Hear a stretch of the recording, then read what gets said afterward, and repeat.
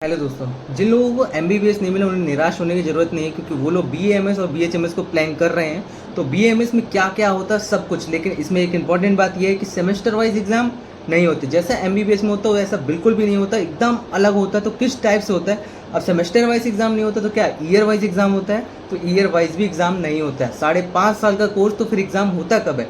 Exam होता है 18 month में, यानी 18 मंथ में एग्जाम होता है। 3 प्रोफेशनल यूज का उसको कहा जाता है। 5.5 साल का कोर्स है, 4.5 साल यानी 4.5 ईयर तक अपन को स्टडी करनी है, 1 साल अपन को इंटर्नशिप। तो ये पूरा सीरियल वाइज होता किस टाइप से है? तुम लोग एकदम नए हो, बहुत सारी चीज़ें एकदम अपग्रेड हुई है, बहुत सारी चीज़ें चेंजेस हुई हैं। एमबीबीएस जैसा तो बिल्कुल भी नहीं है, बहुत ज़्यादा चेंजेस है। तुमको और तुम्हारे पेरेंट्स को जानना बहुत ज़रूरी है, क्योंकि ये चीज़ बहुत इंपॉर्टेंट है, जो लोग गवर्नमेंट कॉलेज में एडमिशन ले रहे हैं या फिर जो लोग प्राइवेट कॉलेज में एडमिशन ले रहे हैं। तो सबसे पहला क्वेश्चन तो ये, सेमेस्टर वाइज एग्जाम नहीं होता है? तो हाँ, नहीं होता है। ईयर वाइज एग्जाम ये भी नहीं होता है। इसके साथ साथ 18 मंथ में एग्जाम होता कैसे? तो देखो, 18 मंथ को 3 पार्ट में कर दिया गया, 6 महीने के हिसाब से, 6 मंथ 6 मंथ 6 मंथ, तो 18 मंथ हो गया। अब 18 मंथ के 3 बार किए गए, जिसको 3 प्रोफेशनल कहा जाता है। जैसे मैं स्क्रीन पे ये दिखा देता हूँ कि स्क्रीन पे 3 प्रोफेशनल इसको कहा जाता है। तो ये जो 3 प्रोफेशनल होता है, इन 3 प्रोफेशनल के होने के बाद 1 ईयर का इंटर्नशिप होता है। ये देखो, ये 2024 का है, 2025 का आने वाला है। जैसे ही आता है मैं उस पर लेटेस्ट अपडेट डाल दूंगा। तो अभी तक जिसने सब्सक्राइब नहीं किया, ऑल इंडिया के हिसाब से किसी भी स्टेट का हो तो प्लीज़ सब्सक्राइब कर लो, तुम्हारे ही अपडेट मैं देते रहूँगा टाइम टू टाइम। ये देखो, प्रोफेशनल 1, प्रोफेशनल 2 एंड प्रोफेशनल 3, लगभग तीनों प्रोफेशनल के बाद लास्ट में लिखा हुआ है ये इंटर्नशिप के बारे में, जो कि ये 2024 का बैच था। अपना 2025 का बैच लगने वाला है, जो तुम लोग एडमिशन लेने वाले हो। तो इसमें देखो, फर्स्ट प्रोफेशनल में क्या हुआ था, 3, जैसे मैंने बताया, 18 मंथ का कोर्स है, ठीक है। 18 मंथ का कोर्स है। 18 मंथ के कोर्स में 6 मंथ 6 मंथ 6 मंथ कर दिया गया। अब 6 मंथ, हर एक 6वें महीने में तुम्हारा एक टर्म एग्जाम होगा, टर्म 1 एंड टर्म 2। अभी तक, जैसा मेरा बैच 2022 का है, तो अभी तक टर्म 3 भी होता था, जिसको प्री यूनिवर्सिटी एग्जाम कहा जाता था। लेकिन अब वो प्री यूनिवर्सिटी एग्जाम भी हमारे सिलेबस से हटा दिया गया, तो तुम्हारे से भी हटा ही मिलेगा। 2025 का जैसे ही आता है मैं तुमको तुरंत अपडेट करता हूँ। हाँ, अगर इंपॉर्टेंट जानकारी तुम्हें लग रही है तो कमेंट में जरूर करके बताना कि तुम बीएमएस ले रहे हो या बीएचएमएस ले रहे हो, तो मुझे भी तो पता चला ऑडियंस भाई बीएमएस वाली है या बीएचएमएस वाली है। तो देखो, जैसे बताया, 6 मंथ में एक टर्म एग्जाम होगा। तो इन टर्म एग्जाम की वैल्यू क्या होगी? टर्म एग्जाम की वैल्यू ये होगी, जिन टर्म एग्जाम में तुम लोग जैसे मार्क्स लाओगे, इसका पूरा का पूरा इंपॉर्टेंस जाएगा तुम्हारा फाइनल रिजल्ट में इंक्लूड होगा। अब वो तुम चाहे प्राइवेट यूनिवर्सिटी से कर रहे हो चाहे गवर्नमेंट यूनिवर्सिटी से कर रहे हो, गवर्नमेंट कॉलेज से कर रहे हो या गवर्नमेंट या प्राइवेट कॉलेज से कर रहे हो, यानी हर एक एग्जाम, हर एक असेसमेंट तुम्हारा इंपॉर्टेंट होने वाला। अब असेसमेंट मैंने बोला, तो असेसमेंट क्या है?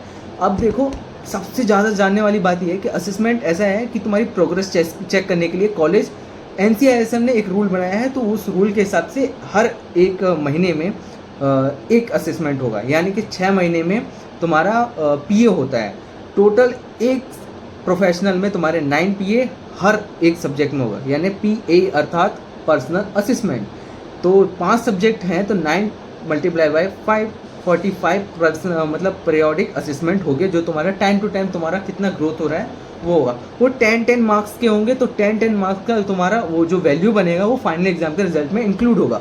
टर्म एग्जाम का भी सेम टू सेम रूल है, लेकिन पीरियोडिक असेसमेंट का थोड़ा वैल्यू कम होगा और टर्म एग्जाम जो तुम्हारे होंगे उनकी वैल्यू ज़्यादा होगा। अब टर्म एग्जाम देखो, टर्म एग्जाम जैसे इसमें बताया गया है, इंक्लूडिंग प्रोग्राम ट्रांजिशनल करिकुलम के बारे में ऐसा है जैसे तो अपन बीएमएस में आते हैं। अब कई लोग सीबीएसई बोर्ड से होते हैं, कई लोग एमपी बोर्ड से होते हैं, कई लोग मराठी बोर्ड से होते हैं, कई लोग बहुत सारे अलग अलग बोर्ड से होते हैं। तो उनके लिए ये बीएमएस कोर्स क्या है, बीएमएस या बीएचएमएस कोर्स क्या है, ये शुरू के जैसे एडमिशन ले लेते हैं। एडमिशन लेने के बाद कॉलेज लेवल पे कॉलेज को आदेश दिया गया है कि तुम जो नए बच्चे हैं उनको 15 डे तक इसके करिकुलम के बारे में समझाओ, बीएमएस कोर्स के बारे में समझाओ, इनकी इंपॉर्टेंस क्या है, इंपॉर्टेंस समझाओ।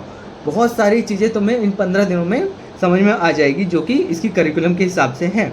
शुरू के 15 दिन के बाद तुम्हारे लगता है मेन एग्ज़ाम, मतलब एग्ज़ाम नहीं, सॉरी, मेन क्लासेस लगती हैं। अब ये क्लासेस हर एक महीने में तुम्हारा एक असेसमेंट होगा, एक पीए होगा, ठीक है। इस पीए के हिसाब से तुम लोग का ग्रोथ चेक किया जाएगा और तुम्हारा निकाला जाएगा, ठीक है। उसके बाद देखो, उसके बाद टर्म एग्ज़ाम होगा।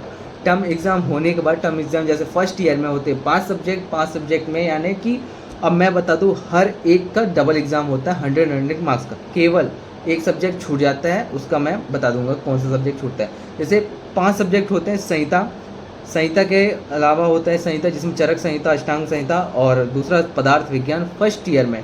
सेकेंड ईयर में रचना शरीर, जिसको एनाटमी कहते हैं, और चौथा सब्जेक्ट है क्रिया शरीर, जिसको कि फिजियोलॉजी कहते हैं, और चौथा सब्जेक्ट कौन सा होता है, संस्कृत। ठीक है, तो ये चारों पांचों सब्जेक्ट होते हैं, इनके टोटल 9 एग्जाम होते हैं, सभी का 2-2 एग्जाम होते हैं, एक सब्जेक्ट का एक एग्जाम होता है। तुम्हें अगर पता हो कौन से सब्जेक्ट का एक एग्जाम होता है तो कमेंट करके बताना भाई, देखता हूँ कौन जीनियस है। ठीक है, और ये जैसे ही एग्ज़ाम होते हैं, सभी के 9 एग्ज़ाम यूनिवर्सिटी में हो जाते हैं। उसके बाद जो रिज़ल्ट आता है वो कंक्लूज़न पूरा मिलाकर रिज़ल्ट बनाया जाता है, किसको कितने मार्क्स मिले हैं, किसको क्या हुआ है, मतलब कितना ग्रोथ है। अब ये तुम्हारा 18 मंथ जैसे ही क्लियर हो जाता है, तुम्हारा सेकेंड प्रोफेशनल चालू हो जाता है। मैं ईयर नहीं बोल रहा हूँ, क्योंकि ईयर तुम्हारा सेकेंड ईयर लग चुका होगा, क्योंकि 18 मंथ के बाद 12 मंथ के बाद ही तुम्हारा ईयर चेंज हो जाता है। तुम सेकेंड ईयर कहलाओगे, लेकिन प्रोफेशनल फर्स्ट ही कहलाएगा। अब देखो सेकेंड प्रोफेशनल में क्या होगा, सेकेंड प्रोफेशनल में भी सेम टू सेम चीज़ होगी। मैं सेकेंड प्रोफेशनल में हूँ और एंड होने वाला है दिसंबर में मेरा, यानी मेरी यूनिवर्सिटी एग्ज़ाम की डेट है दिसंबर में।